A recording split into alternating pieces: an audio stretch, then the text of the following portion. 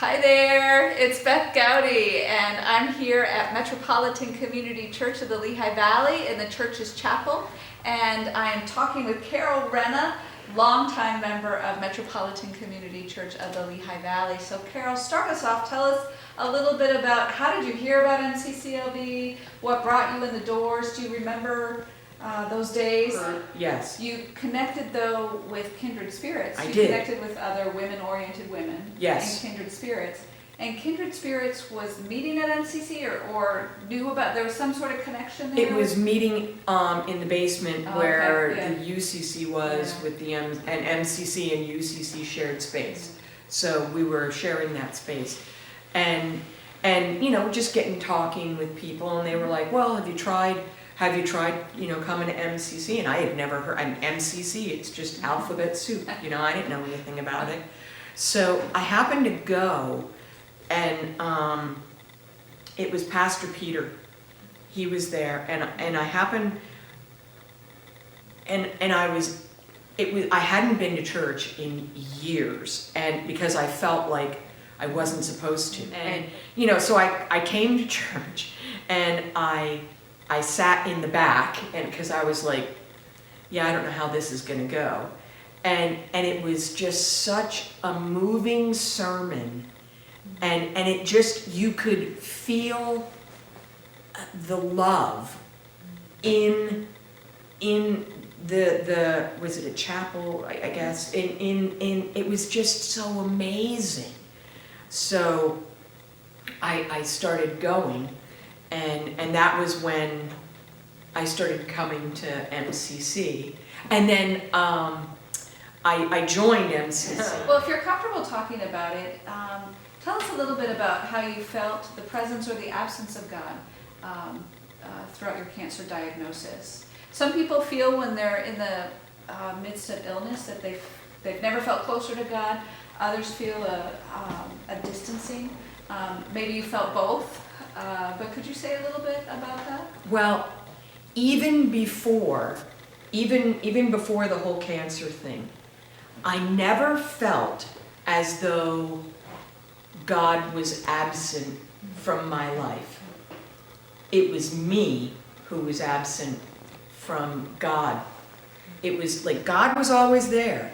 It's just a lot of times I was angry at God and I was confused and I just didn't get it, but God was always there. Then with this whole cancer thing, I do have that story about when God talked to me.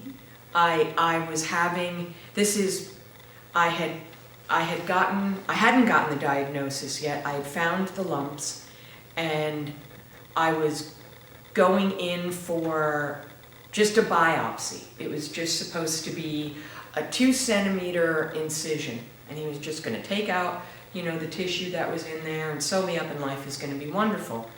And that night, I was laying in bed, and I was not sleeping.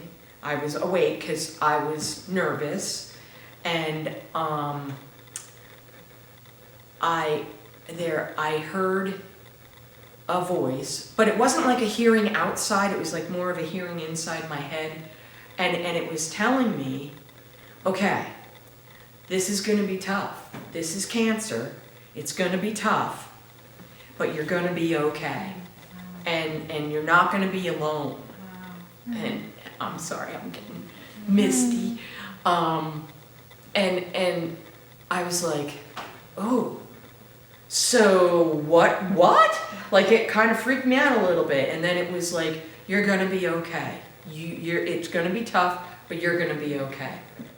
So they brought me in, and they examined me, and he fixed up some stuff, and then he said, I got your results back. And I said, okay. And he said, I am absolutely shocked and stunned, but it's cancer.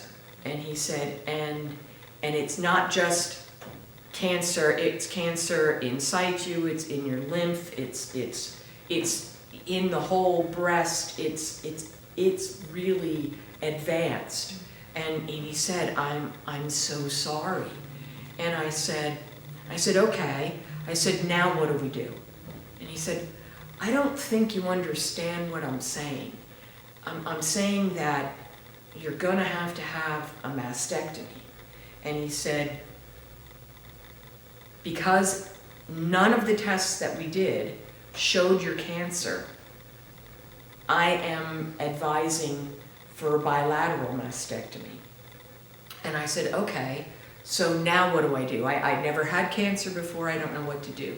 And he said, okay. He said, well, and he gave me a whole bunch of pamphlets, and he said, I think you're not thinking clearly. I said, no, I'm thinking very clearly. I said, I knew this was gonna happen. And he said, what do you mean? And I said, I knew it was cancer.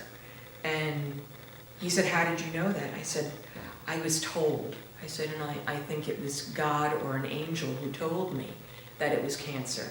And he just sort of like looked at me like, okay, whack-a-doodle here. But yeah, and I am a walking, living, breathing miracle that, because I'm not supposed to be here. I was supposed to have died the first time the cancer got. I was not supposed to survive that.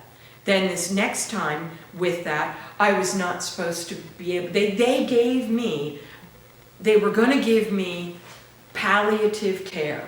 And what that means is they keep you comfortable until you die. And when I was given the diagnosis, I was told I had 24 to 36 months life expectancy. That was in 2012. Hello, 2017, I'm still here. You cannot tell me that is not a miracle and a divine act of God. Like, I am here.